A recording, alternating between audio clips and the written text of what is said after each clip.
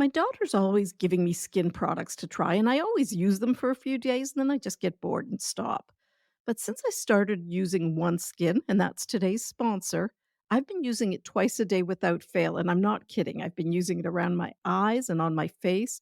And within a week, I'm already seeing differences. It's easy to use, and my skin really feels soft, and I think it looks healthier. I'm sure you know this already, but stress, hormone fluctuations, and a lack of sleep can affect your skin. From dry skin to dark spots and acne, your complexion may not be where it used to be, and that's totally normal. However, one skin can really help. I like this company. It's an all women team of scientists, and they've developed a peptide called OS1, and it improves the health of your skin basically from inside out. In other words, it gets to the root of the problem. And as a physician, it's important to me that the benefits have been backed by studies. Now, for the first time, I'm recommending a skincare product to my daughter. So you can get started today with 15% off using the code toddlers at oneskin.co. That's 15% off oneskin.co with the code toddlers. Now, after you purchase, they're going to ask you where you heard about them. So please let them know that Toddlers Made Easy referred you to them, as that's one way of supporting the show.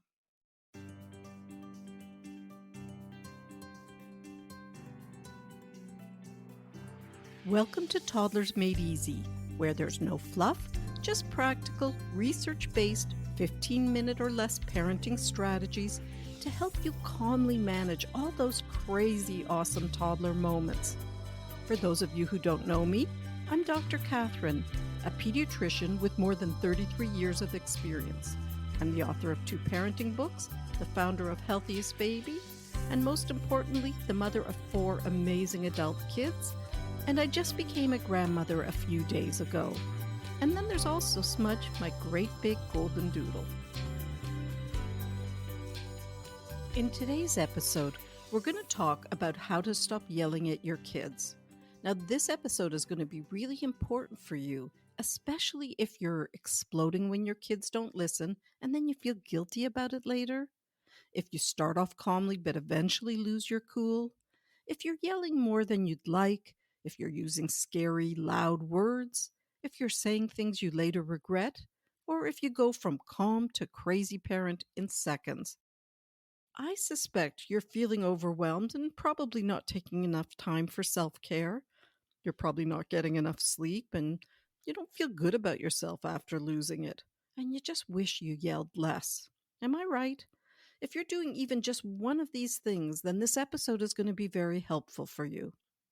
Parents often complain they don't want to yell, but it seems like the only way their kids will listen. It's an attention grabber. Or is it? According to a parenting poll, 90% of parents of young children say they yell, and 100% of parents say they yell at older kids. So let's face it, parenting is hard. It's so stressful. Plus, there's so much pressure in our day to day lives. We've got deadlines and meals to prepare, and houses to clean, and appointments to keep, and work to get done. And then your little one spills the milk you just asked him not to touch, and you can go from calm to crazy in a snap. Well, we all snap at some point. Typically, it just happens. It's not actually a decision. Parents often yell when they feel ignored because nobody likes to feel ignored. But I have to wonder, is yelling even effective? And is it harmful? Well, let's be clear about one thing first. We're not talking about yelling at your kids from a safety perspective. In other words, yelling something like, don't go on the street. We're talking about yelling as a discipline tactic. Stop hitting your sister. Stop pulling the dog's tail. Yelling may look like it's helping in the short term, but research has shown that it causes stress and anxiety down the road. Clearly, yelling doesn't work, or there would be no need to keep yelling. When we yell, the fight or flight reflex gets stimulated, and kids can't learn when they're all revved up. The fight or flight response essentially says, hey, something's threatening here, watch out. And then you know what happens? Those learning centers basically shut down. Also, when we yell at a toddler, we take a position that says we're not on the same team, which really doesn't help with building close, loving, trusting relationships. Plus, everyone likes to feel valued, and being yelled at certainly doesn't do that. It really hurts a toddler's emotional health. I want to ask you to imagine for a moment you're a young child and you're still learning to communicate and just make sense of the world. And the person you trust and depend on towers over you and is yelling at you with a booming voice. Now, with your limited vocabulary and your developing brain, you're really struggling to understand the meaning behind those words. You just feel overwhelmed and you have this sensation of fear. As a child, you absorb the emotions without truly grasping the context or intention behind the yelling. Although fear might temporarily compel a child to comply with the demands being made, yelling ultimately proves ineffective. Now, again, if it were so effective, we wouldn't need to keep yelling. A study that looked at 15-month-olds found that they could tell if an adult is anger prone, and then these little ones will take steps to avoid being the target of anger. This is kind of sad, and it means that toddlers are a whole lot more receptive than we realize. Now, let's face it, you're not a terrible parent for yelling. You're human, and there's going to be times when you lose your temper.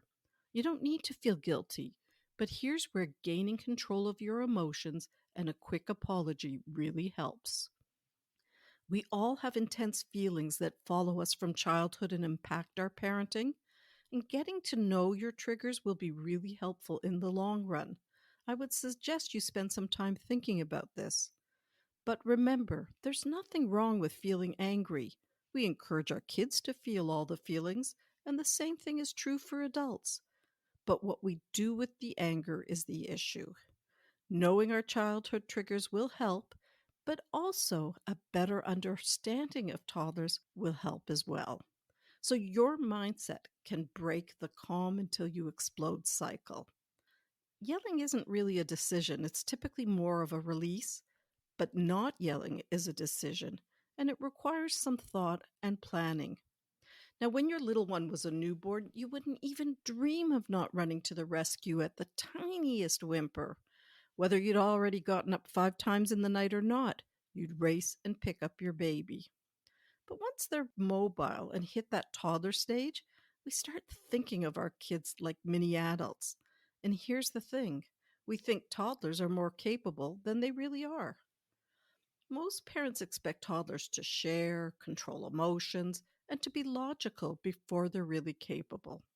So we need to understand and remember that toddlers are irrational, illogical, emotional, and they truly don't know how to behave. They mean well, they love you, and they're not trying to push your buttons. They're just toddlers, and they're too young to really get it. Or, in other words, they're just acting their age. And I would actually use this as a mantra.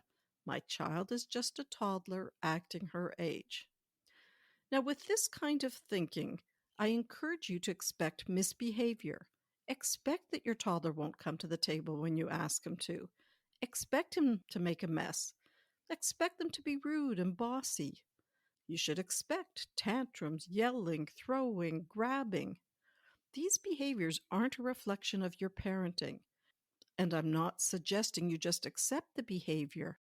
But when you expect a toddler to act his age, you won't be frustrated or even interpret the behavior as not listening. And you won't think, oh, he's just trying to push my buttons. When we expect our toddlers to basically act their age, we're less likely to get angry when they don't listen. Why? Because we're not taking it personally.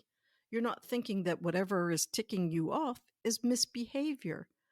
Now, you still need to teach and guide and correct your toddler, but now you'll think, my kid wants to behave, he just doesn't know how to yet.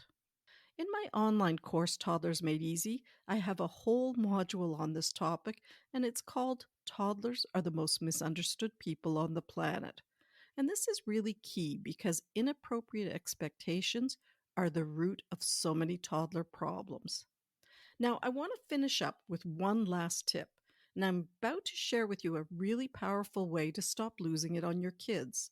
You see, a common mistake is reacting instead of responding to problems. When you respond with a knee jerk reaction, such as yelling, your child may tune you out, or he does what's asked right away, but then he carries a grudge. Or maybe she develops some anxiety, and this doesn't help down the road at all either. Plus, you may feel guilty or sad after losing it on your kid. What I'm about to share with you is the first step in a 4-step strategy I teach inside my online course. But I'm giving you my favorite and the most powerful strategy right now because I don't want to overwhelm you with all of the steps. But with this one strategy, you'll be able to use this today and drastically limit how much yelling is going on in your home. So the next time your toddler misbehaves, the very first thing I want you to do is pause. Do nothing. Literally, create a space between your child's behavior and your reaction to it. Now, of course, this presumes there's no safety issues that need to be dealt with. Use this space or this moment to let your nervous system calm down. Take some deep breaths. Use your mantra. Whatever helps you calm down is fine. Say something like, "My kid is just a toddler acting her age." When you feel calm, you're ready to step back into the moment. It's completely normal to get angry. But now, when you get upset, take a moment and remind yourself that your toddler isn't misbehaving on purpose. And of course, a quick apology is so helpful. If an apology is needed, keep it simple, like, "I'm sorry for yelling. I felt angry and lost my temper. Next time, I'll try taking some deep breaths." Now, if this resonates with you, check out my Toddler Made Easy course because you deserve a calmer, happier home life, and your toddler does too. You can learn more about this best selling course by tapping the link in the show notes. Have a lovely week and happy parenting.